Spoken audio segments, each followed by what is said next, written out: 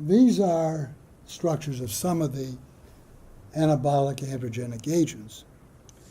And there is a ratio of anabolic activity to androgenic activity, so that depending upon which drug you're talking about, you can get enhanced anabolic effects at the expense of androgenic effects, so they could be used, for example, in women. If you wanted to build up, say in a female cancer patient, you wanted to build up body muscle mass, it would be obvious that you want to reduce the androgenic effects. That's basically where this comes from. But that's the basis for these numbers. And some, like, is it nandrolone? Which one? Oh, I can see up there. No, I can't see. One was up around 20, is it? Can you see? Oh, that's right. Stanozolol is up around 20. Some of them have very high ratios.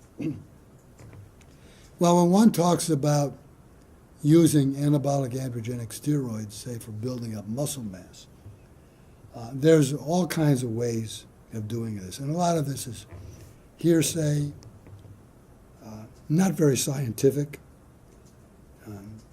Basically, what one person feels works for them, they'll pass on that information.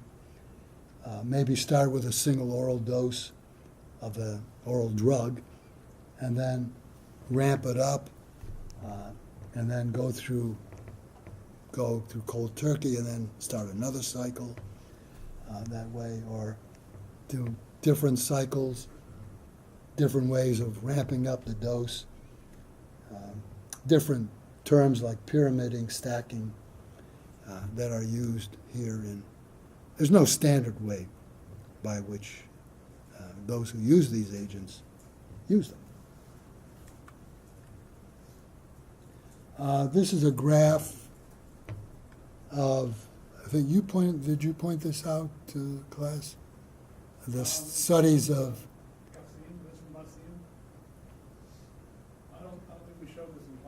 Oh, I forgot what the term, monitoring the future. Yeah, that's the monitoring the future study, where they survey young people and adults on various aspects of life, including drug use. And as you see here, this is the use of steroids in high school students, peaked in the early years of this century, and now it's back down to what it had been in the 90s. This is conducted by the University of Michigan. And this is a similar study showing in adults anabolic steroid use now has begun to decrease and level off. This is the paper that everybody points to, the New England Journal of Medicine paper from '96, to answer the question, do these drugs really work, and how they do. And they work best, apparently, if one has a high protein intake and if one exercises, especially weight-bearing exercises.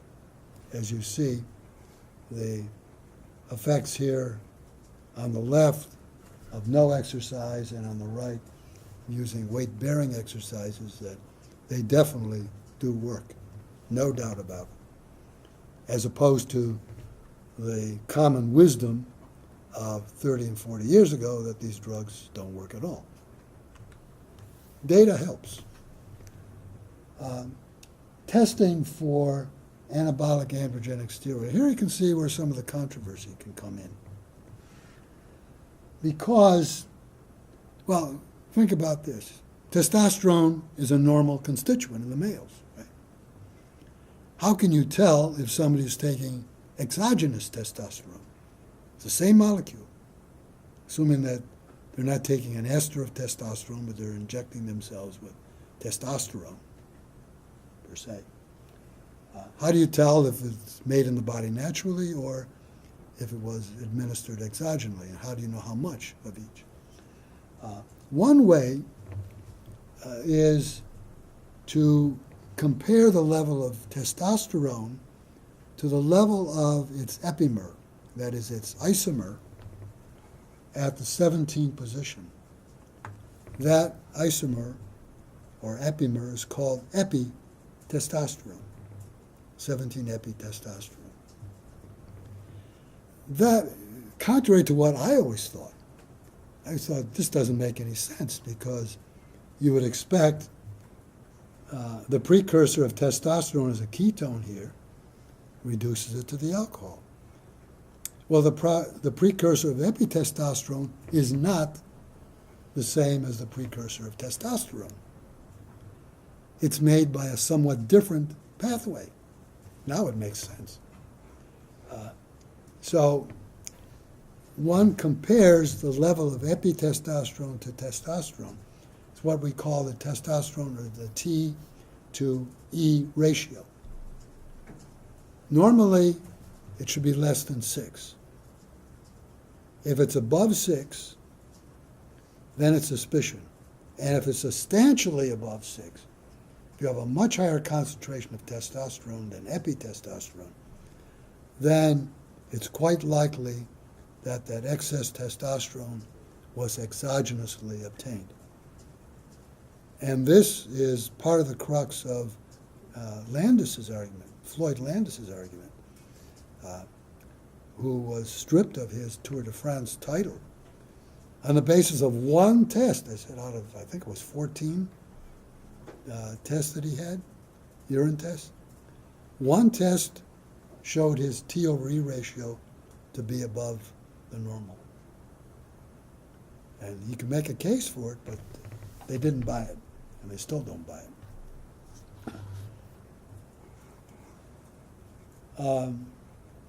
Could be an aberration.